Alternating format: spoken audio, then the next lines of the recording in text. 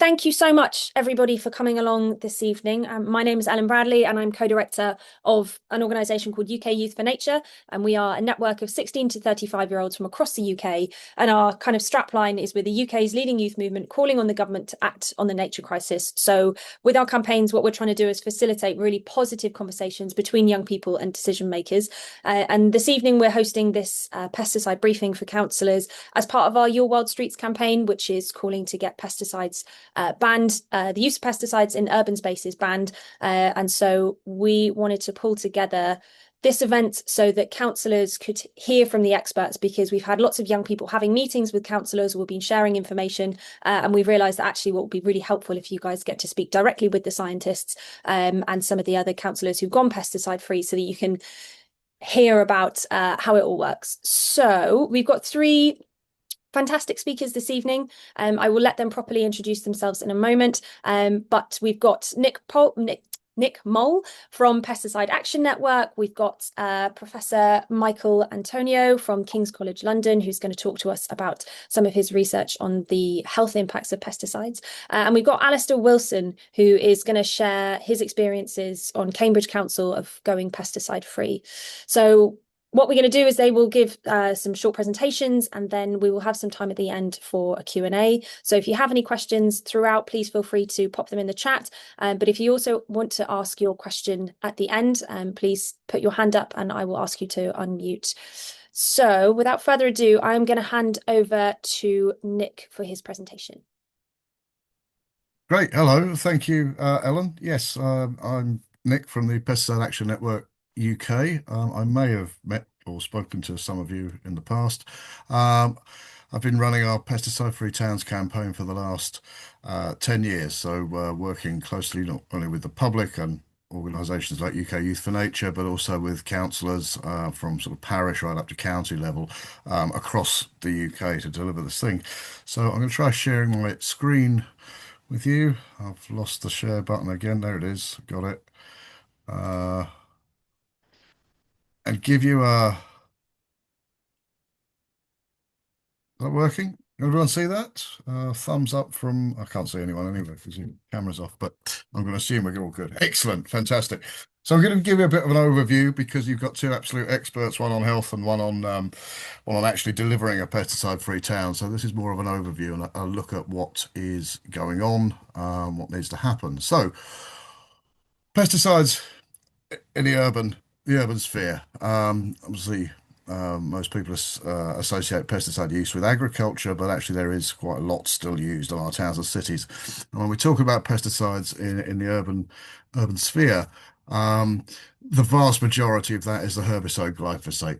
Or glyphosate-based products, which is the pesticide that 90% of the volume of all pesticides used by local authorities is glyphosate or glyphosate-based products.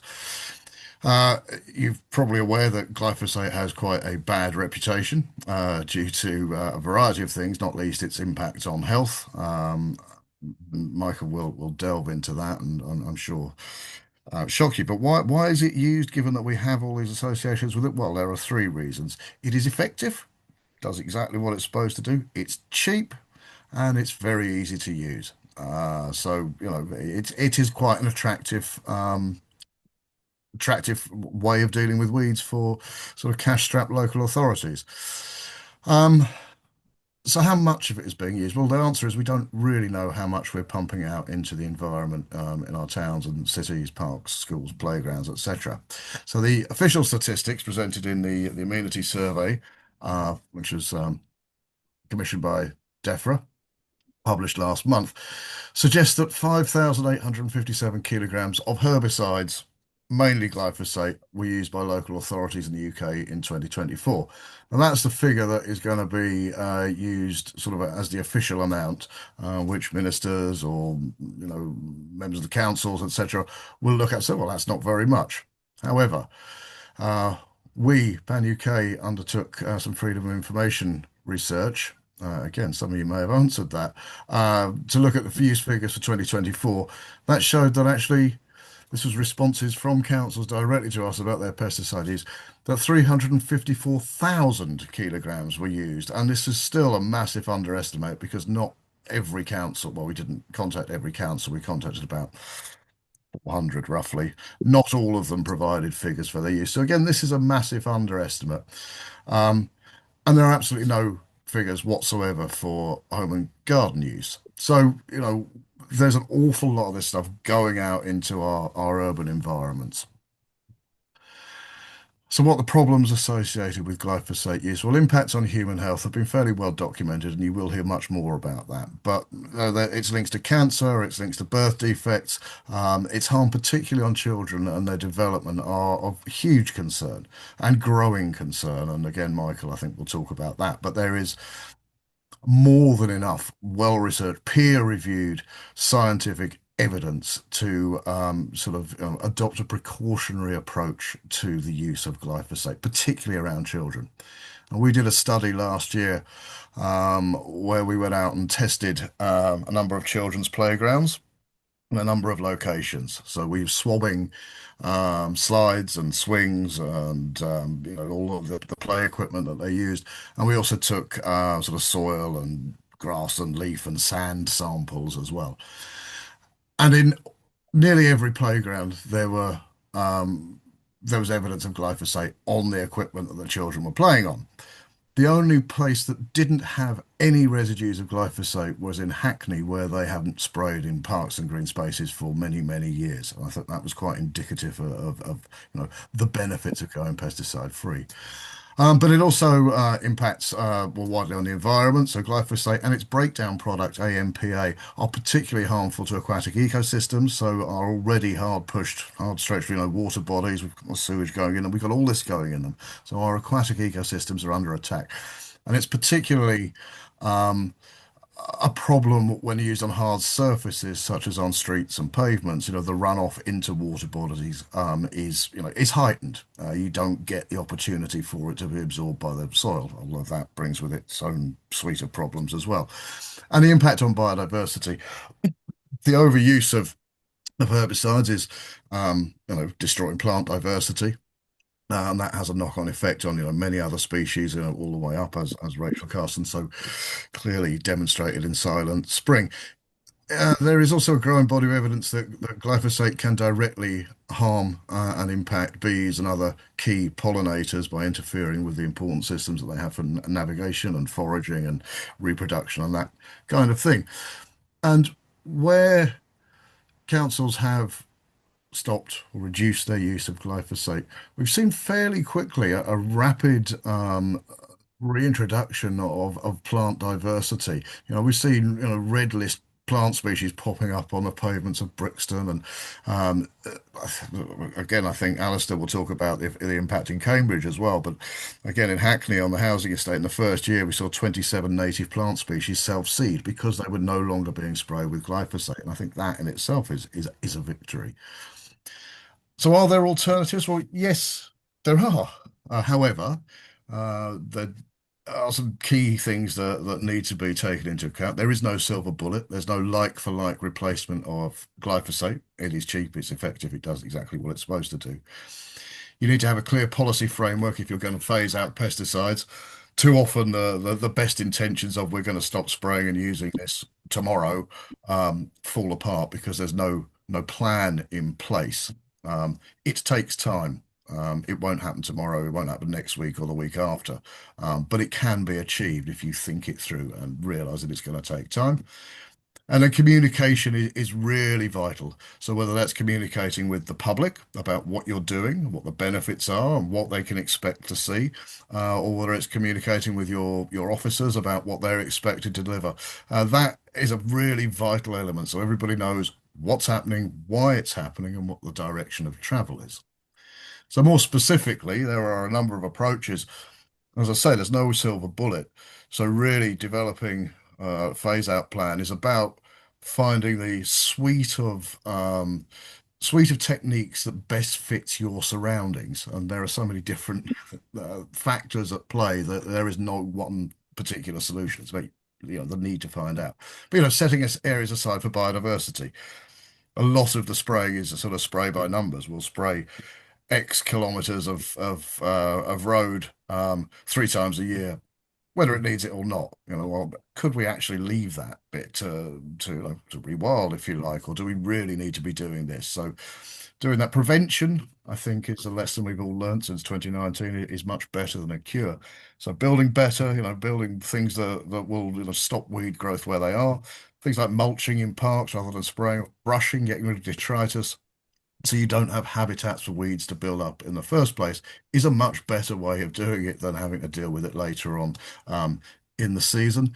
Then, of course, there's things like mechanical removal, so hand weeding and or brushing, um, and things like hot water and foam that will kill them. There are also some less toxic herbicides, and actually in that amenity survey that I alluded to earlier, there has been a slight increase in the use of pelargonic acid, which is still a herbicide. It will still kill things. It does still present problems potentially for soil earthworms and soil microorganisms, but it is certainly less toxic than glyphosate. And then community involvement. We've actually seen a lot of places um, get communities involved, community weeding, which not only gets the job done while saving money, but it also brings communities together, and it can also allow for a bit of citizen science in terms of, going out and finding out what's growing on your pavement. So that's a great way. But using a number of these things to deliver something is the way forward. So that said, sort of where are we now? We've been running this campaign for 10 years, and at the beginning of that, I think there was one town that had gone pesticide free, and that was Glastonbury, and the public didn't know a huge amount about pesticide use in towns, and as perhaps not surprisingly, assumed it was an agricultural issue. Recent polling has shown that two-thirds of the public agree that schools, parks, playgrounds, other public spaces in their local area should be pesticide free. Well, that's a lot of votes, putting that out there. Just as a freedom of information request, we got 368 UK councils were responded to that, and we got 94% response rate.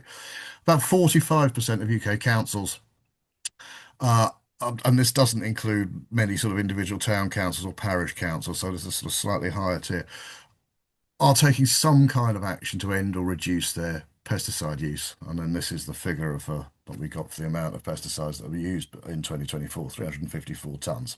It's a lot, and it's an underestimate. So this is a sort of result from our freedom of information work. 47% of the councils asked didn't use pesticides on playing fields. 34% kept the cemeteries pesticide free. A quarter of them managed their parks and green spaces without pesticides.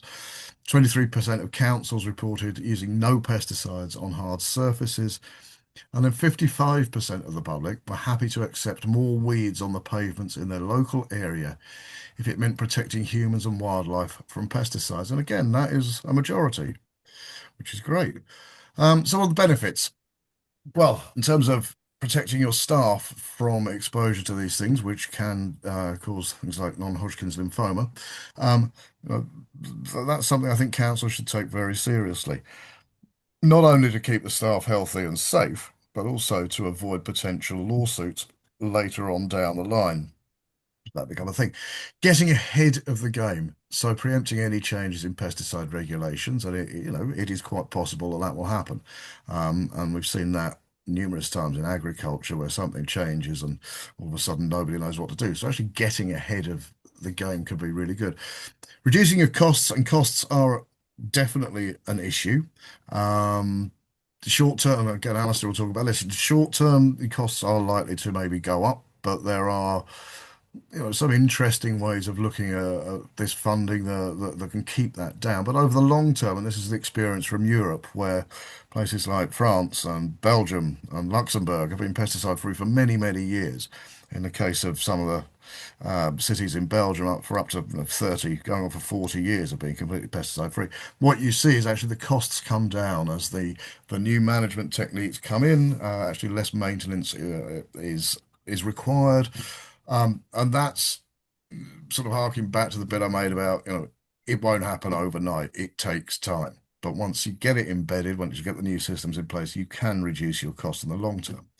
And as a selling point to the public, the public are really concerned about this. I've been working on pesticide issues for 20 years now.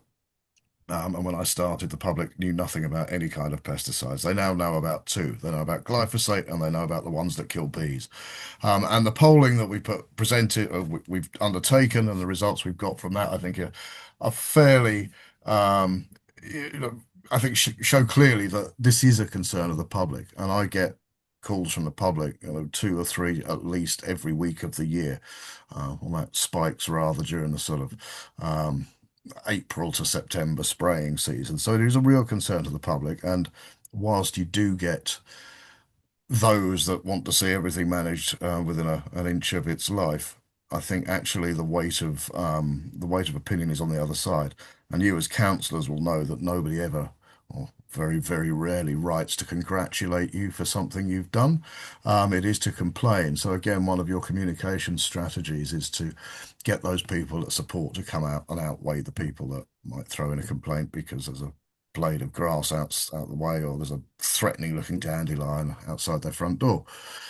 Um, and it can also help you. So many councils have got climate, declared climate emergencies, or they have biodiversity action plans. We have the whole new local nature recovery strategies that are sort of starting to get going. So having a pesticide phase out plan or addressing the issue can help you meet some of your objectives around these. There are statutory requirements for removal of detritus in gutters and backlines, and that's one of the main preventative measures. So not only are you meeting a statutory requirement, you are preventing weed growth in future, and you've got the whole biodiversity net gain requirements as well. So it can tick a lot of boxes for a lot of people. Um, but where do we need to go? I mean, there is no doubt that in the current climate, councils need support. And I've actually had some very uh, constructive meetings with the DEFRA minister, who is very keen to see what can be done as a sort of coordination level or to help councils directly. And really pleased for the first time that the minister, Emma Hardy, came and visited Cambridge with us. And maybe Alistair can tell you a bit about that, but it's a really positive thing. So I think there is some uh, goodwill within central government to help and see what they can do. And I think one of the things I'd really like is for those councils that are considering this or want to do it or actually need help is to actually come together and write a letter to the DEFRA minister and say, yes, we do need some assistance. Information sharing, I mean, it's something that we'd like to see the local government association or DEFRA coordinate so that councils are not continually having to sort of reinvent the wheel every time somebody wants to do anything. I haven't got to go and advise them on what to do. So a sort of central knowledge hub coordinated by the LGA or by DEFRA would be great. Interest-free capital loans for equipment because that can be expensive. And I think one thing we also would really like to see is a widening beyond local authorities. So, there are lots of land managers involved in our urban spaces, not just councils, and it shouldn't just be beholden on local councils to deliver this. I think we should all be working in concert. And we've been having some very constructive talks with some of the major retailers who are looking at ending the use of herbicides on all of their estates. So, the big supermarkets, the out of towners. But I think there's an awful lot of scope for councils to work together with local land managers, either to share the costs or share the experiences and to deliver truly pesticide-free areas. Um, the devolved administrations as well are a real opportunity, and we'd like to see some new legislation in about amenity use and or glyphosate use conditions. And I think I won't go there just yet. I think it's worth pointing out that all of this is possible. We're not actually asking for the moon on a stick here. The examples from Europe are a testament to that. I mean, France has completely banned the use of all non-agricultural pesticides. So Luxembourg, Belgium, Denmark, the Netherlands, Italy are either all completely pesticide free in their towns and cities or very much close to it. So it does work, it can work, it takes some effort and it's not easy. But it is, to my mind, or our mind, and many others as well, the way to go. It's the direction of travel we want to see. And I'll leave you very briefly to ponder my favourite quote from Rachel Carson's Silent Spring and hope that it doesn't come down to that. And I'll leave it there.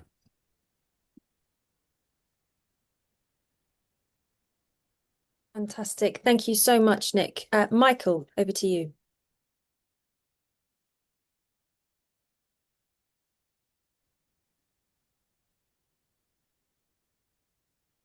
Thank you very much, Ellen. It's a pleasure to be part of this meeting. Just to check, everybody can hear me, yes? Yes, good. Thank you very much. So, just to give you a little bit about my background, I'm currently Professor Emeritus at King's College London. Up until my retirement in October last year, I was Professor of Molecular Genetics and Toxicology at King's College London, based on the Guy's Hospital site. And for the last part of my research program, in the last 10, 15 years of my time, when I had an active research group, I'm still active in research, but only on a collaborative basis. But when I had an active research group for the last 10 to 15 years, I expanded to include a pesticide toxicology research program, and with a particular focus on glyphosate herbicides. And my group has published extensively on glyphosate toxicology, where we highlighted hitherto unknown mechanisms by which glyphosate can be toxic to us humans. So if you look, we published well over 30 papers on the subject and are continuing to publish on that. And some of our findings actually are quite shocking, and I'll touch on these later. So with that background, I'd like to first of all say a few general points about pesticides, and then I'll move on to talk about glyphosate in particular, because that is the subject of this meeting, and why at the end I hope to convince you that we need to, as a matter of urgency, take steps to drastically reduce the exposure of the human population to glyphosate herbicides.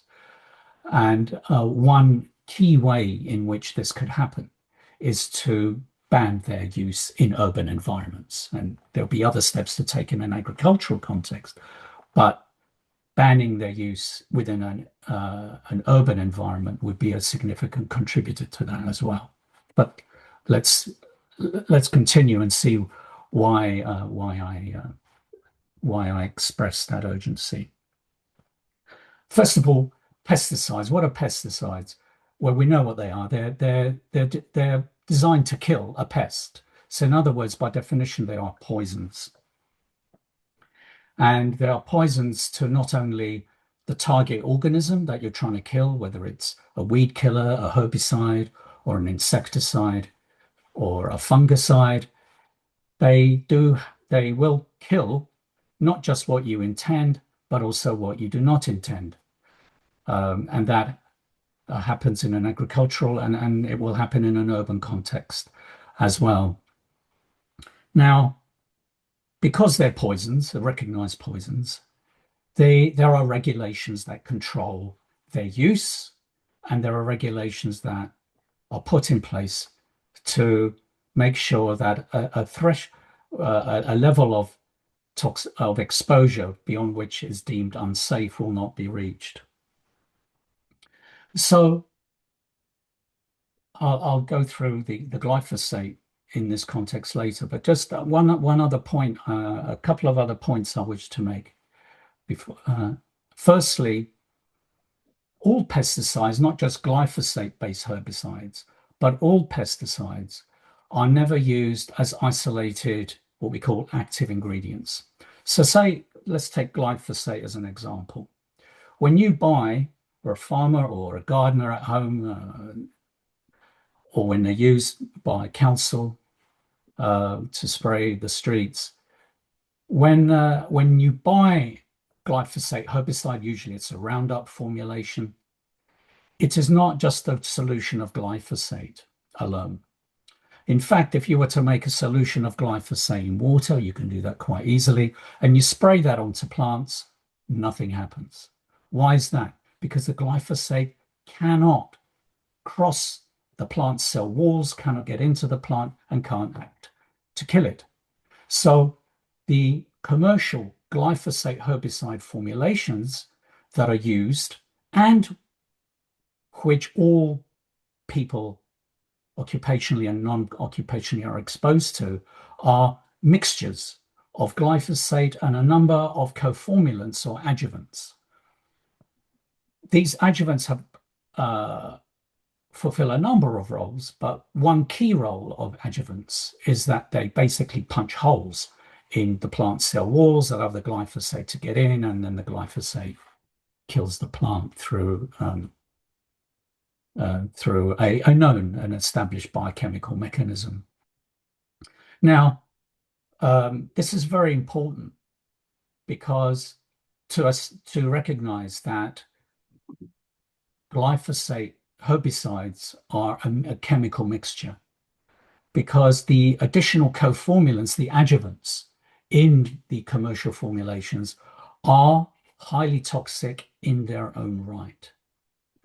So when somebody gets exposed to glyphosate herbicide, they are being exposed to not just glyphosate, but to the highly toxic coformulants that are coming along there at the same time. So that's one thing to bear in mind. And the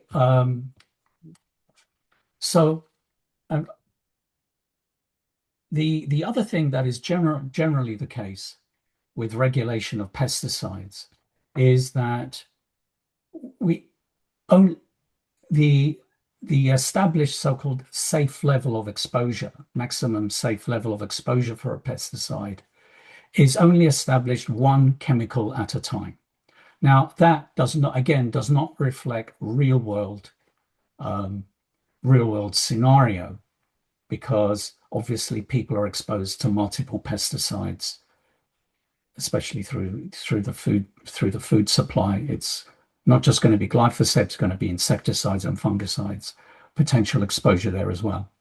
Now, why these, from a regulatory point of view, what I've just described is very important, because not only when we were part of the European Union, but now as well, the safe level of glyphosate exposure to humans is established, first of all, just glyphosate alone.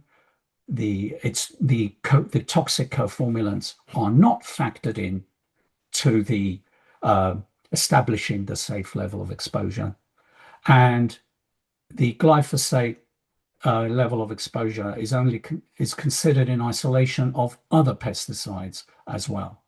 Now, this is a major gap, in a way, a major technical scientific flaw in the way that currently regulators establish so-called safe levels of exposure to a pesticide, including glyphosate.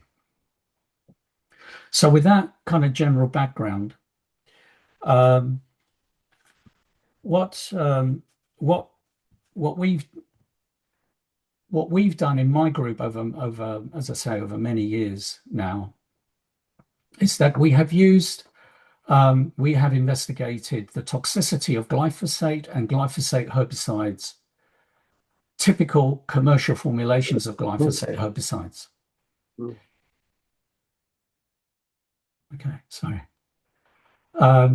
In a regulatory recognized animal model system, in other words, laboratory rats. Now, why do we do that? When a regulator, regulators around the world, not just here in the UK, but everywhere around the world, regulators rely on data from toxicity studies conducted according to certain criteria in laboratory animals, normally rats, but it can be mice or rabbits. It's not, but most of the time it's rats.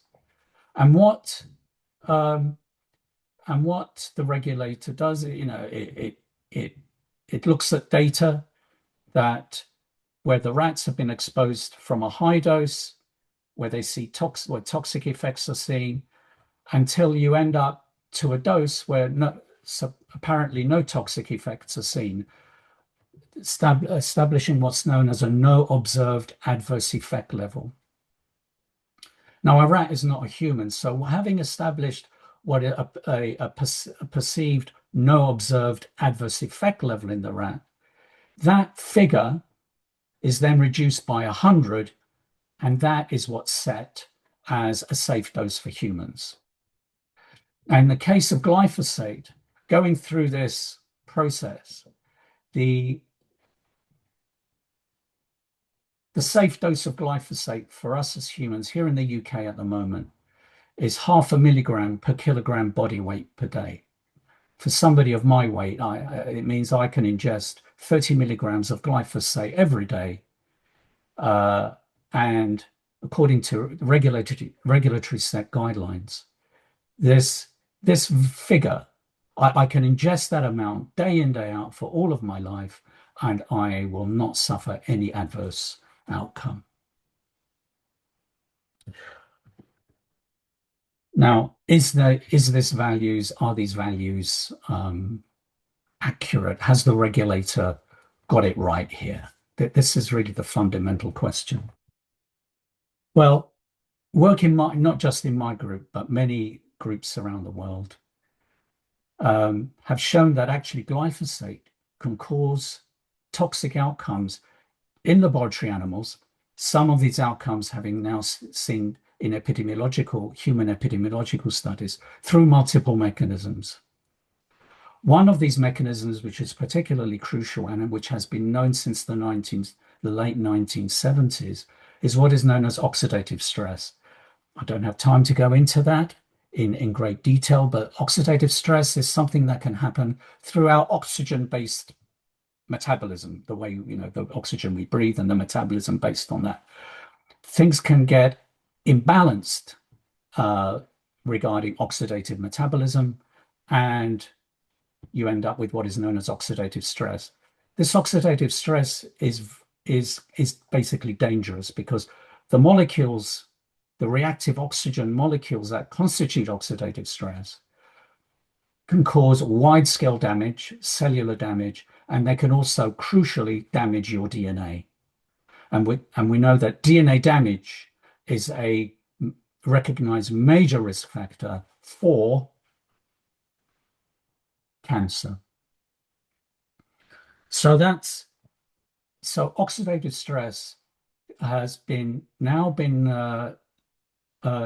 is a mechanism through which multiple toxic outcomes can happen. I've mentioned cancer, but also neurotoxicity, nervous system toxicity, and also developmental defects, birth defects have also been seen.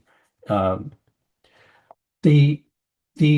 what my group has shown most extensively is that exposure to glyphosate herbicides can lead to imbalance in the gut microbiome.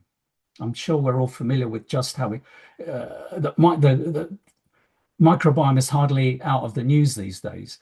And imbalance, it is now known that balanced functioning of the bacterial and fungal population in our gut, in our digestive tract, is absolutely vital for good health. Imbalance in the gut microbiome, what is known as gut dysbiosis, can lead to problems not only in the gut, such as irritable bowel syndrome or inflammatory bowel disease, but can also adversely impact the balanced functioning of the immune system, the cardiovascular system, and the nervous system as well. So, and what we're finding is that in all cases, is that the glyphosate, when we compare the effects of glyphosate alone against the commercial formulations of glyphosate, which is really what we're exposed to, the commercial formulations give far more greater toxic outcomes than the glyphosate alone. Glyphosate alone can also be toxic, but the formulations are more toxic. So I will just go on now to describe to you a study that my group contributed to which was really the most comprehensive carcinogenicity study of glyphosate that was published last year in June.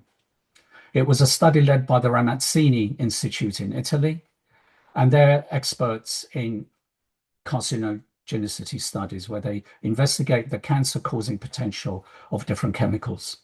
And last year they published a study where the glyphosate at 3 different doses was compared to 2 different commercial formulations of glyphosate, a typical European one and a typical American one. And the animals, the rats, this was exposure in rats. The exposure began mid-pregnancy, so again reflecting a more real-world scenario of exposure. And then the animals were taken, the pups, the animals were exposed prenatally, they were then born, and the exposure continued to 2 years of age. Crucially, the doses of glyphosate and the commercial formulations was at the European Union no observed adverse effect level, going down to what is known as the acceptable daily intake. There's 0.5 milligrams per kilogram body weight per day, which regulators stipulate as being completely safe to consume on a daily basis. So the range of exposures were within that regulatory permitted range. So in other words, if the regulators got it right, no adverse outcomes, no cancer outcomes should have been observed in these rats. But the outcome was very, very clear that even at the lowest dose of glyphosate, as well as the commercial formulations of glyphosate, in other words, at the acceptable daily intake, this dose, which regulators say you can consume on a daily basis without any adverse outcomes, still resulted in statistically significant increases in cancer in the rats. And that included particularly leukemias, skin cancer, liver cancer, nervous system cancers, a whole very wide range of different cancers. But the most pronounced was actually with different types of leukemia. So what did this study tell us? This was a study conducted in a manner that was completely compliant with regulatory agency criteria, government regulatory agency criteria.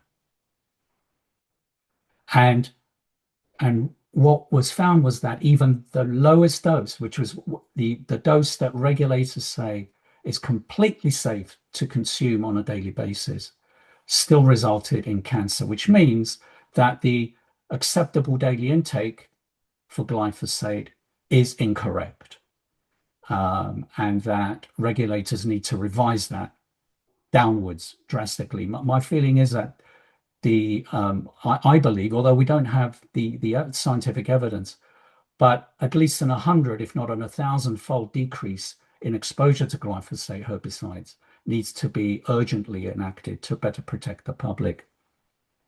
In terms of human epidemiological studies, Nick mentioned about the link between glyphosate use, occupational use of glyphosate here now. Like the people that are spraying glyphosate herbicides in our streets here, occupational exposure has been now very strongly linked in farm workers with non-Hodgkin lymphoma, a very serious type of cancer. And this has led to over 160,000 lawsuits in the United States against the Bayer Monsanto, which has cost the company billions of dollars already in payouts. So where does that leave us? I've already mentioned that I believe that there needs to be an urgent need to reduce exposure to glyphosate herbicides to a human population. And one of the ways, obviously, there are steps in agriculture that need to be taken to minimize the contamination in the food supply. But I believe that its banning in urban environments can make a significant contribution to reducing exposure to humans as well. And lastly, as some of you may be aware, glyphosate is up for renewal. The market approval for glyphosate herbicide use is up for renewal here in the UK. It was supposed to the renewal process was supposed to be completed last December, but a 1-year extension was put in place. And the Health and Safety Executive has been entrusted to evaluate the latest scientific evidence on glyphosate herbicide toxicology and establish whether we should ban it, or if we don't ban it, then what restrictions it should be in place, if at all. I'm hoping that the Health and Safety Executive will listen, take on board the latest evidence, take on board the fact that they must consider commercial formulation toxicity and not just glyphosate alone, and that they must take on board the latest scientific evidence that shows that glyphosate and glyphosate herbicides impact the physiology of humans through multiple mechanisms: oxidative stress, gut microbiome dysbiosis, and genotoxicity, DNA damage, to name a few.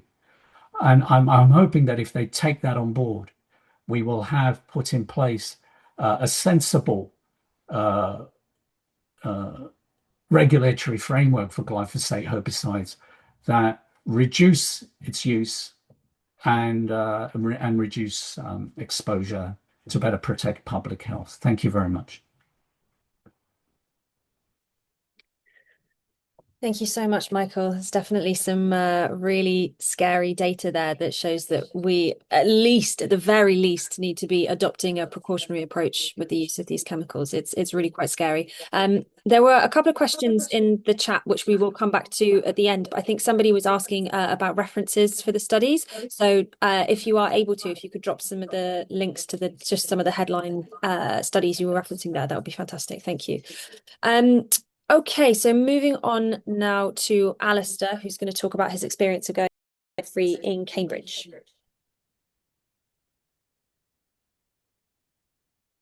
Splendid. Just making sure I'm sharing. I think that's the correct one, isn't it?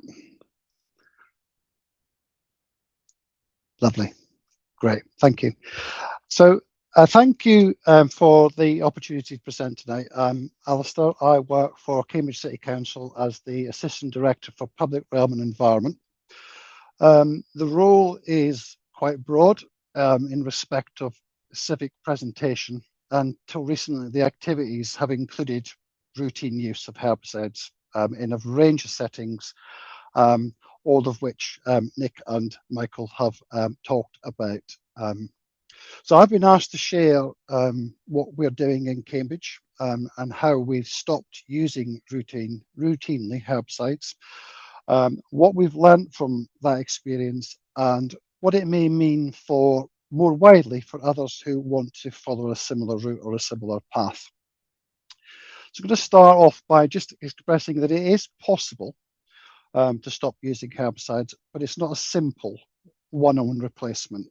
You just can't stop spraying and find an alternative machine that does everything for you. So what it does require, though, is it's going to require a different operating model and a different way of thinking and a cultural shift within your organisation, but also within your populace in terms of people you connect with. For Cambridge, that has meant moving to a ward-by-ward basis, so moving around the city in a logical way. It's meant the investment in some specialist equipment. We did spend, however, there are cheaper alternatives. There are a range of other things that mean you don't have to look at expensive equipment. Some local authorities already have that expensive equipment and may want to just make adaptations. It also meant revising our schedules. It also meant we had to look at an active communications method, particularly for residents and members. So we've also linked, going back to that cultural change, linked our approach to wider ambitions. So Nick mentioned things like biodiversity protection, sustainable public realm management. There's a whole range of byproducts you can get from a shift away from herbicide in terms of achieving your broader organisational aims. So the next few slides are going to talk you through how we've gone on our journey, initially from a trial through to practical fulfilment. Okay, is that gone forward? Yeah. So with this slide, I'm trying to demonstrate to you that it's been a fairly iterative process. It's been phased, it's been thought through, and it didn't happen overnight. So it all relates back to a starting position about commitments made in 2019 around biodiversity, about environmental commitments, and about developing that structured programme. So over time, we've moved towards a point where we've been able to stop the herbicides. So what began as a trial, a reduction, moved into broader testing, and then finally moved into discontinuation across council sites, and is now a ward-by-ward programme in terms of managing regrowth, weed growth. I think what matters here is it shows that it's no longer just an experiment. We've moved into something that's practical and something that's now a methodology. It's now fairly rapid for us in terms of how we approach it, because we've got systems in place and we've got the personnel in place. It also demonstrates that we've moved from something at a trial basis to something that's fairly large in scale. So we've gone from something localized to something applied across the city. So the 5 points in the slides are the significant milestones in terms of things we've done. It demonstrates the approach has been incremental, it's been considered, and it has to be measured. So it takes us from a fairly broad declaration of a bioemergency with an ambition and a statement through to something that's really practical, organisationally, right through as a silver thread through the organisation in terms of people know why we're not spraying anymore when they're asked on the ground.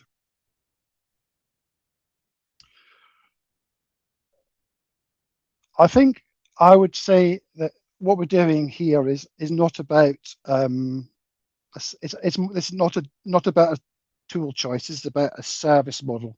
This is about having a range of options. So we're using the ward-by-ward deep cleaning, especially where there's a backlog for herbicides being ceased. So we're actually going to places to remove the detritus, remove the growing conditions, remove all the things that actually allow weeds to grow. We're doing that with mechanical brushing. We're doing that with some manual work. We've got hand tools.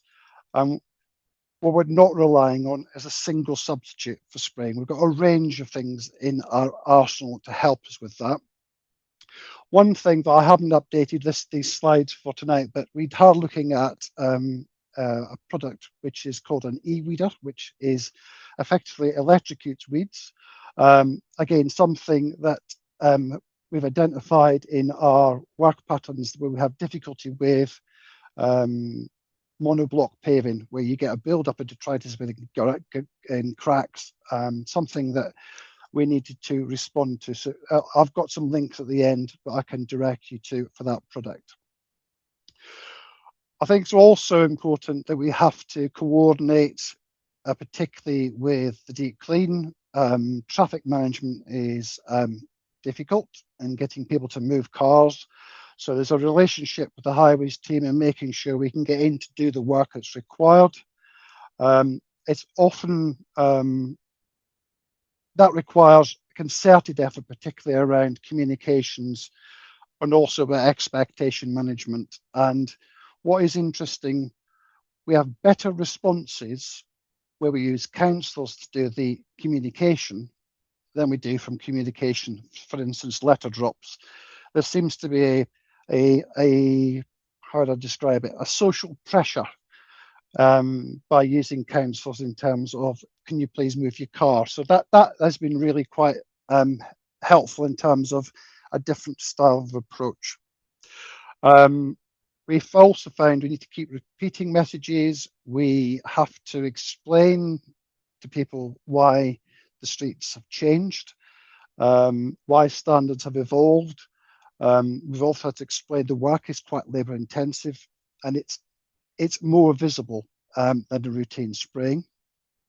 So I think for us, the lessons for Cambridge are around communication, about making sure we're planning the work, make sure we're scheduling the work, and having the right equipment. making sure we've got the right tools for a range of different scenarios.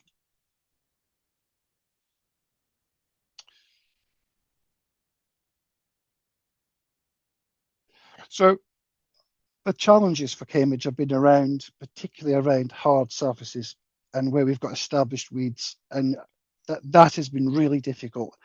We found moving away from herbicides means more intensive early effort. It requires possibly specialist equipment, in the loosest of terms. It's only brushes, but different styles of brushes. And we have had to look at adjustments in our staffing and how we route and schedule work. So, I mean, it's not unique to Cambridge. Other councils reported similar difficulties, and I've given a few examples in some slides here. But the key issue is that some alternative methods can be resource heavy. They do require repeat visits, and you don't always have the same effect as you would from a herbicide application, which is possibly a benefit. So the challenge is about making sure we've got an acceptable public standard, making sure we're doing it safely, make sure it's consistently applied. And where there's a higher label requirement is that we make sure we've got the right frequencies so we don't overcomplicate it. Slide number 5.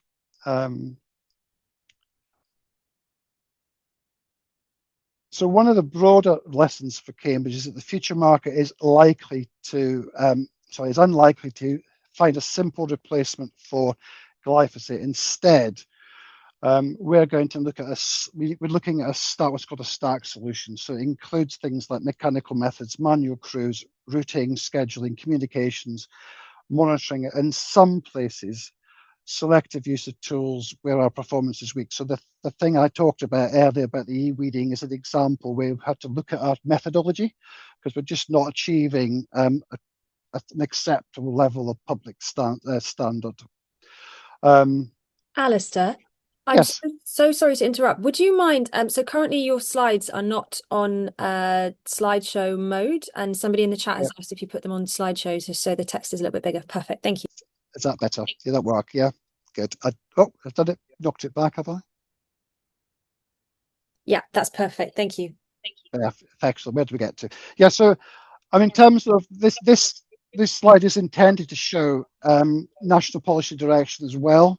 So it emphasises the need for an IPM approach. It emphasises the need for not having a single universal substitute to herbicides. So there's a range of things you need to think about as you move into a herbicide-free environment. Okay, next slide. Okay. So in terms of the takeaways, I think that the best way to see this is through demonstrations, and I'm going to make a commitment to anyone who wants to come to Cambridge to see us in action.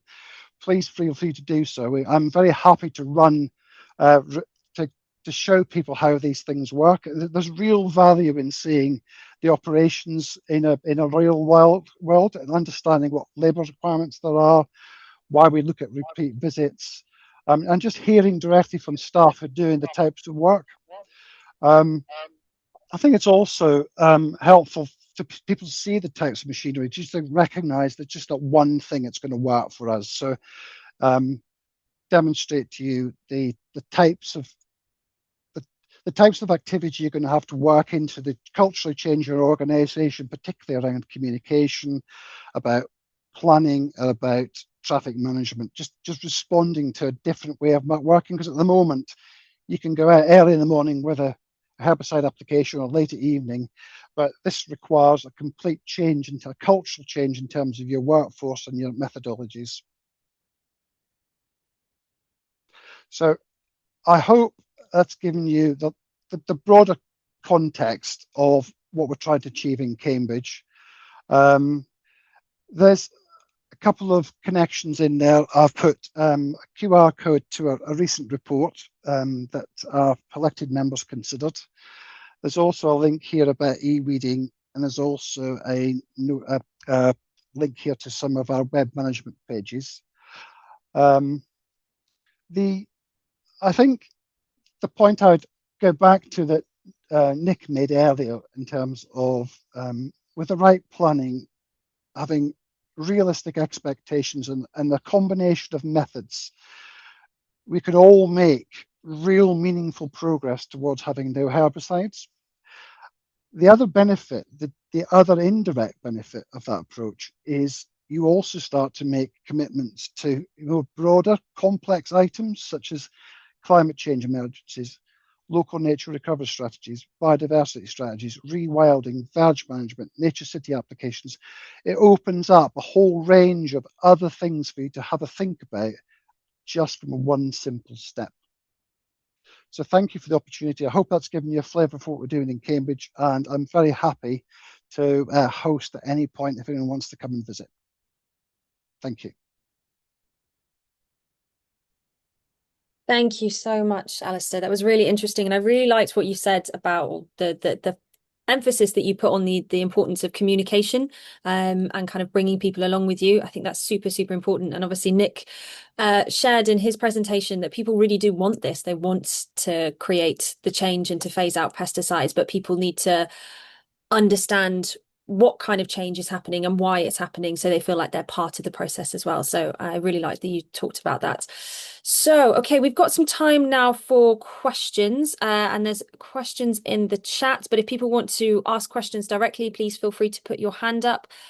So first question that I can see, Nicholas asks, has anyone studied current real-world exposure level to people, and how does it compare to the official safe level? So I think this is probably one for Michael, and around glyphosate.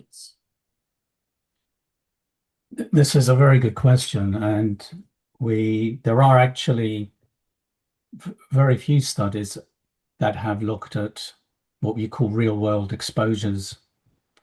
Of course, the epidemiological studies, especially the link with non-Hodgkin lymphoma, that is a real-world exposure scenario, but it is an epidemiological study, and it's an association study as a result, rather than one where you can unequivocally say it was a direct cause and effect relationship.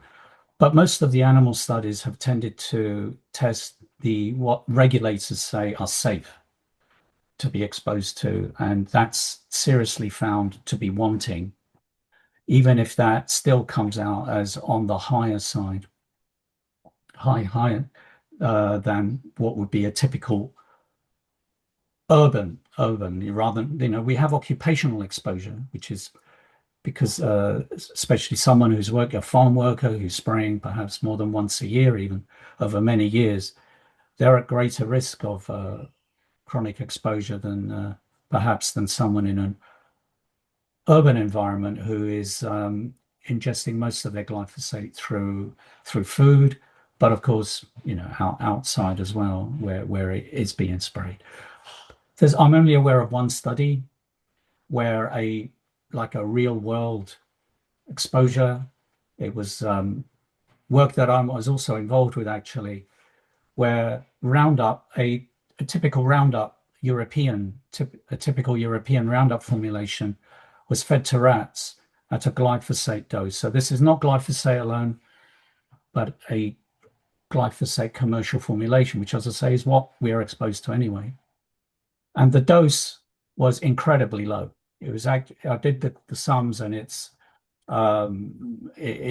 up based on current acceptable daily intake levels. It was 125,000 times lower than the acceptable daily intake. So I'll just say that again in case you think it incredible. It was 125,000 times lower than the acceptable daily intake for glyphosate.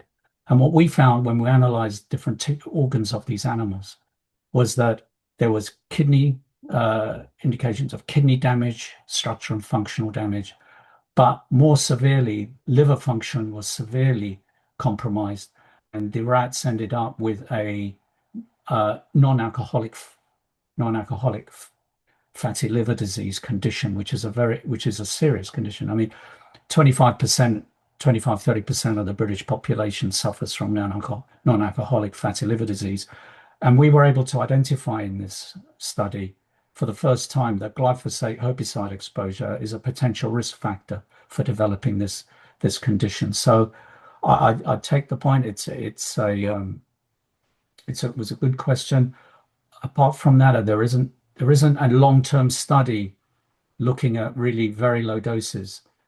But I come back to this point that where what regulators say is safe in terms of daily ingestion has been found to be wanting, i.e., has the latest science shows it's incorrect, and that value needs to be revised downwards drastically.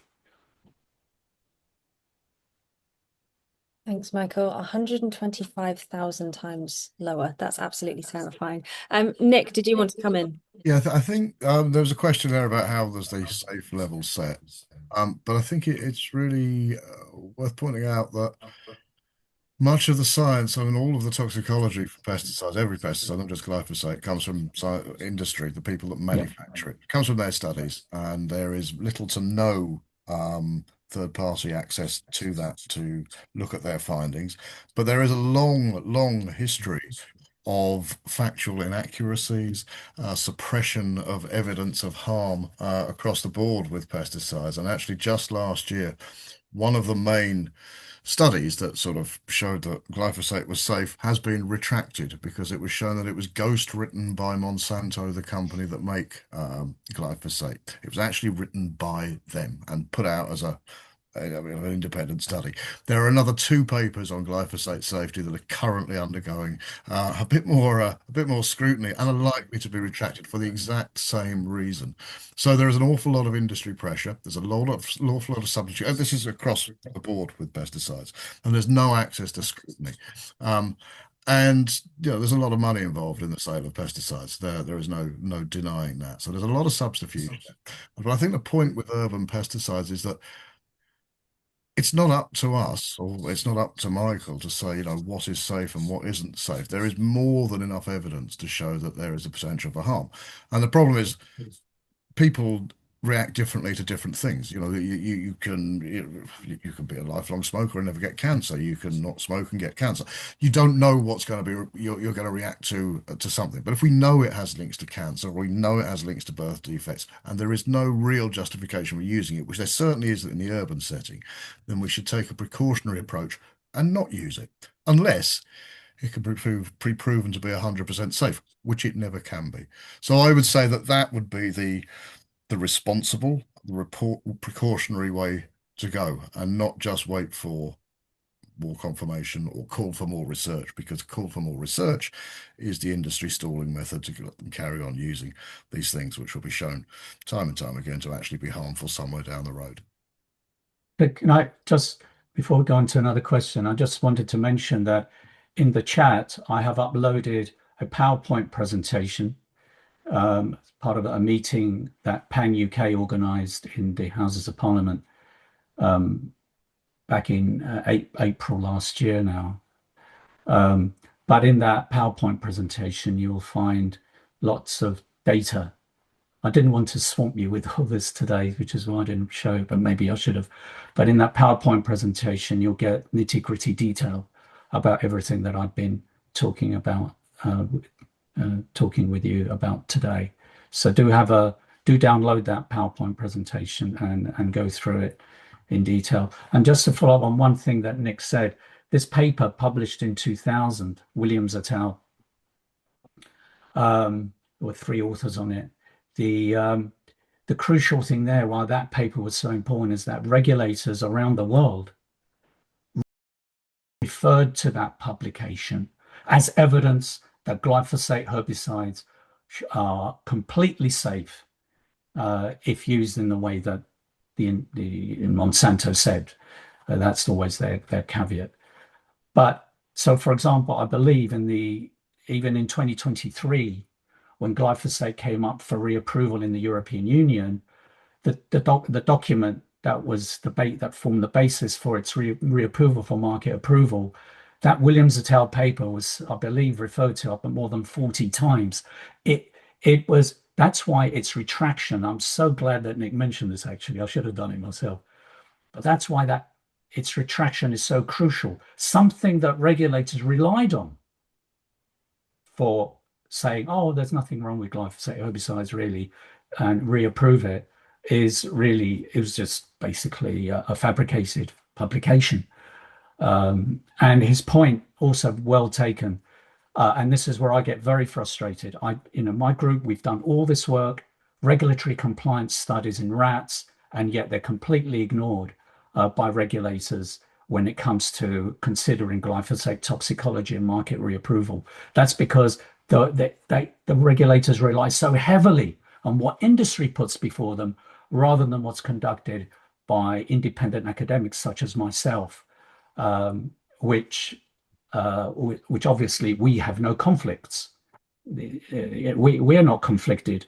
We just go where the science takes us. Whereas with industry, well, we already have the Williams et al. Paper to show us how biased that can be. Thank you very much. Thank you. Okay, so moving on to a slightly different question. So Kat asks, there's still a lot of focus on elimination of weeds or weeds as a problem, which seems contradictory in terms of biodiversity. Are there plans to extend communication or education into the important role of these plants and to encourage people to allow them in more areas as opposed to eradication? So I'll quickly come in on this one before I hand over. One of the things that I think is really exciting and really important is the campaign for Natural History GCSE, which is in a really exciting stage. We've now got the public consultation is open, and I think that's going to be a really important part of getting people interested in the nature on their doorstep and showing kids in particular that there is a lot of wildlife in urban spaces, and actually that weed that you've been walking past and not noticing is actually a really cool plant that has a name, that has a life cycle, that has all of these other different species that are associated with it. So we've been supporting that campaign for the last few years, so it's really exciting that it's now moving forward. So that's one of the ways that I would say is a big education program, but I don't know if anybody else on the panel would like to come in on that one as well. Yeah, I mean, very much. I mean, that was part of the thing that I mentioned is, can we leave places to go wild? Can we leave them? That is an absolute important strategy within a pesticide-free sort of plan. But there are reasons to get rid of weeds. And I think, as Dave Ambrose has said, there are potential trip hazards. So you do need to control them. You can't just leave things to go wild. There are accessibility issues, certainly. But then there are areas where you can leave them. And actually, along your streets and pavements, there are things that aren't ever going to cause a problem. They don't need to be got rid of. They'll be dead in 2 weeks. They're great for, butterflies or bees or whatever. They're not doing any harm to anyone. So again, there's this question about understanding, let's call them pavement plants, because I'm going to put a link in here to our publication about pavement plants and identifying them and what they are. So, not everything that grows on your street is an undesirable weed. There are many, many beneficial things. And I think understanding that, recognizing that, and talking to the public about it, but also talking to council officers about it as well, is a really vital part of the strategy. So yeah, it's not all about getting rid of it, but there is certainly a need to get rid of some for accessibility and to protect infrastructure and that sort of thing. The question is how you get rid of those and how you identify the ones that need to go and the ones that can stay quite happily. Ellen, I'll just come back as well in terms of what was absent from my presentation tonight was a product that we call Happy Bee Street. So it's effectively a way of electing to take your street out of our work program. So you then are expected to maintain the street yourself. So we get a lot of garden escapes, lots of new introductions on streets. And it's surprising the number of people who actually tell us to leave the streets alone, so come back another day or just leave it. And I suppose it's a Cambridge thing, but we have actually got someone who goes round with a piece of chalk and actually writes the Latin names next to these new weeds on the pavements. So there's as I say, a cultural shift towards people actually accepting it, actually quite enjoying it, seeing different things in their environment rather than just stark greyness.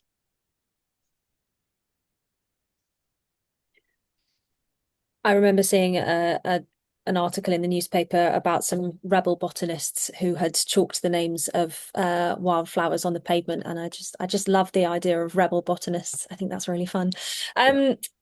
Okay, so Kevin has got a few questions. How would current LA use lead to ingestion in humans, harm versus risk? I'm happy to tackle all three of these, and actually the one below it as well from Tony. But obviously, if anyone else wants to chip in as well, they're more than welcome to. I mean, pesticide spray. People say they use low droplet things. They use spot spraying. That's often not the case. Certainly with contractors who have been contracted and do the work very cheaply. There's a lot of blanket spraying, waving of lances around, and you do see it a lot. I get photos of it all the time. So, pesticides travel in the air, glyphosate travels in the air, they remain on surfaces. I think the most worrying bit about ingestion, which I sort of highlighted in our work that we did testing parks and playgrounds, is that these things are there and children are actually down on the ground where the residues are. So actually children are probably much more susceptible to long-term harm of ingesting glyphosate, but they're also much more likely to come into contact with it, particularly, as I say, in parks and green spaces, but also on streets and pavements and wherever that happens to be. And we've also had an awful lot of concern over the last few years about pets coming into contact with glyphosate, particularly dogs on their paws and getting ill from it. So it's there, it's in the environment, it's the same as any pesticide. Have we engaged with the trade unions? We have actually, and a number of years ago, the GMB actually called for a ban on glyphosate to protect its members and also the public from the potential harms of glyphosate. We've also worked with Unite a little bit and really trying to encourage them to take a greater interest in this, which they have. Broadly speaking, so I think the unions are on side because they do see this as a risk to their members. And Brighton, do we know why Brighton reversed their position? Well, to put too fine a point on it, they didn't listen to me. It's it's sad, but it's actually a really good example of what not to do. So we can sort of hold Brighton up as a bit of a beacon of this is really not what you do it. They were very enthusiastic, very gung-ho, literally stopped spraying overnight without having a plan in place to do anything. And then, in fairness to them, they'd got hit by COVID and the lockdown, so they were going to employ some more staff to go out and do hand weeding and that sort of thing. They couldn't do that. And when lockdown was lifted and everybody flooded to Brighton because you couldn't go abroad, all the time and resources were spent on cleaning the beach and tidying up the beach. That was where all their manpower went. And then they got so far behind with everything. And it was, there was an awful lot of weeds everywhere. They had to go back to sort of have a reset, which they're currently in the middle of, but their plan is actually to go back to not using it at all, but with a more thought out longer term strategy of how they're going to get there. But it is a great example that you need to think these things through. You need to take it in a phased way and you need to really understand what's going on. And then Tony's question about I'm guessing about the reauthorization of glyphosate and when we can expect a public consultation. We have been promised a public consultation by DEFRA, which was due last year, then it was due in January, then it was due in spring, and then it was due in June, and unless they squeeze it out sometime between now and midnight, that's not going to happen. My suspicion is because we've got the whole UK-EU reset negotiations, which will mean that the UK will go back into dynamic alignment on pesticide standards with the EU. They're just waiting for that to happen because then we will adopt the approval for glyphosate there, which is useful because it bans a particularly bad use, which is pre-harvest desiccation. Doesn't address urban use as such. Doesn't mean the UK can't address that going forward as well. So I think that's what's happening. We'll wait and see. And again, there was supposed to be a UK-EU summit happening in July, but that has been postponed due to prime ministerial shenanigans. But yeah, something will be happening at some point soon. But if any of you have ever experienced DEFRA, their soon is glacial at best. Okay, so Abby has a question for Alistair and possibly Nick. Do you have an estimate for the investment needed and increased annual revenue cost for eliminating glyphosate use in Cambridge or other cities? Okay. Yes. So we're very fortunate in Cambridge and being quite capital rich. So there's sums of money available for some things. We did buy a new channel sweeper, which is about £160,000, and a range of other attachments that go with it. But what I'll point out, you don't need to go to that level of investment. You can reuse equipment you've already got in terms of product.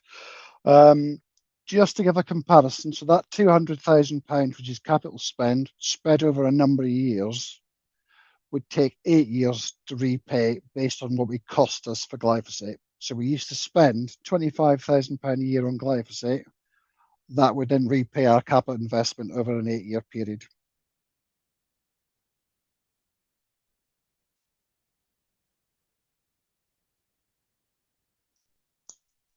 Okay. I'm just looking through the chat. Okay. Christine asks, post-pesticide use, the street would still need to remove the dead plants. What is the current removal method for these weeds? That's an interesting question. That is what should happen, but often what doesn't happen. So people will go out and spray glyphosate, the weeds will die down, and they'll lay there, and then they'll disintegrate and turn into perfect habitat for more weeds to come along. It's about this sweeping and preventing and keeping things clean. So actually, when you're looking at costs, if glyphosate were applied as it's supposed to be applied, which would be spot sprayed only onto visibly growing vegetation, which would be somebody walking around with a backpack rather than going on a quad bike and broadcasting it around.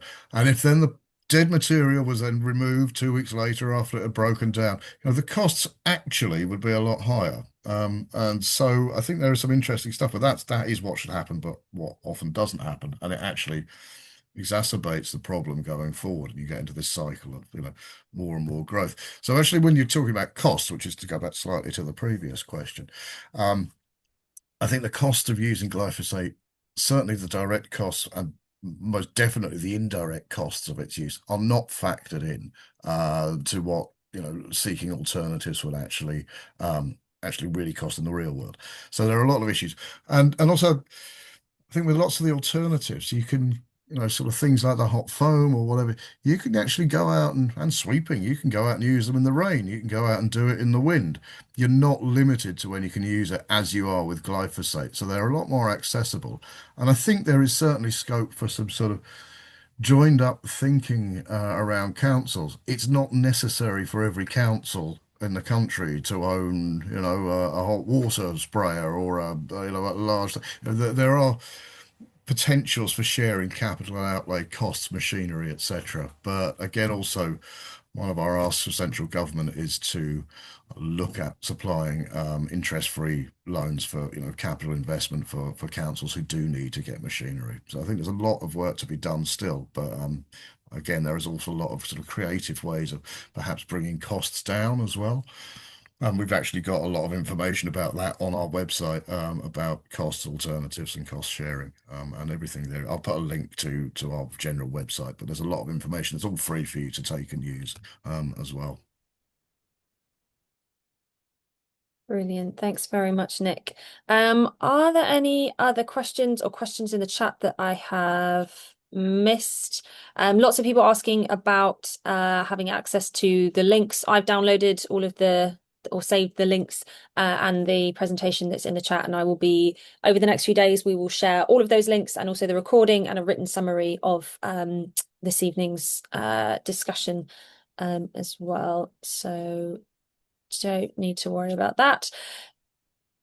If there are no other questions, I want to end on a question. We've obviously got quite a few councillors on this call, and I want to ask the panel, what's the first step that you think they can do tomorrow to start the process in their councils? I think as with so many things related to pesticides, The answer is it depends. I think it really depends where you are, who your fellow councillors are, and what your situation is. But I think putting it forward, I mean, actually, in the years I've been working, it's come in various different ways, from councillors putting in motions to chief executives just suddenly declaring that this is what they're doing. So there are a lot of ways actually to do it. But my first thing, aside from that, would be to come up with a clear policy, what you want to achieve, how you want to do it, and what time frame you're going to do it in, and then start fleshing it out from there. One thing, or just Tony there, which hopefully I'll speak to you at some point offline. Talking of trials, there are very different things between a trial and a demonstration. That's also well worth thinking about. But yeah, have a plan, have a policy, have a goal and an objective, and actually get it written down and put into something where it makes sense and it can't just be sort of forgotten and wafted away in 6 months or at the next election or whenever that might be. Thanks, Nick. Any other members of the panel want to come in on that one? Yeah, Michael? Yeah, I just wanted to say that I hope everyone follows the example of Cambridge, the amazing program that Alistair described. That clearly is the way forward. But as transitioning to the proper mechanical weed kill and clearing and making sure the streets are clean and so on, well brushed and so on. If you want to use a chemical in the meantime, as you transition to what Alistair's been describing, then Nick mentioned herbicide formulations based on pelargonic acid. In fact, if you go to a garden centre these days, you could have glyphosate-free Roundup. Amazing, they're the same name, but no glyphosate. And there are two options to this glyphosate-free Roundup. One is pelargonic acid, and the other is acetic acid. Pelargonic acid is at least environmentally safer because it breaks down much more quickly. It can be toxic to anyone exposed, by the way, and we've got some evidence in my lab that shows that it can still be toxic in some of the assays we've run. So you do need to protect yourself from pelargonic acid exposure, herbicide exposure, although environmentally it does break down quickly and is safer. But an even safer option is the acetic acid base. Now, acetic acid is vinegar. So that's how amazing that is, that if you spray a acetic acid based herbicide and it will kill your weeds very rapidly. Actually, you'll see the effects very, very quickly because it's a structural breakdown of the plant. I'm not saying that we replace glyphosate based herbicides with this. I'm only suggesting this as a safer transitionary chemical to help you put in place all the mechanical measures that have been so brilliantly put in place and are clearly the way we should be heading, as described by Alistair in Cambridge. So there are alternatives. So bear that in mind. Oh, and just to say, I saw recently somebody spraying around my street here down in Linfield, Haywards Heath, in West Sussex, and I mean it was such a bad job. I just want to say, whoever was doing it was on the quad bike going around and spraying like that. Either all the weeds on my street are glyphosate resistant, or he didn't hit a single weed. I mean, it was so ineffective. This person ended up doing was clearly was spraying a toxic chemical on the street with no effect whatsoever. I mean, it's so shut. I hope that isn't going on in your jurisdictions. That's all I could say.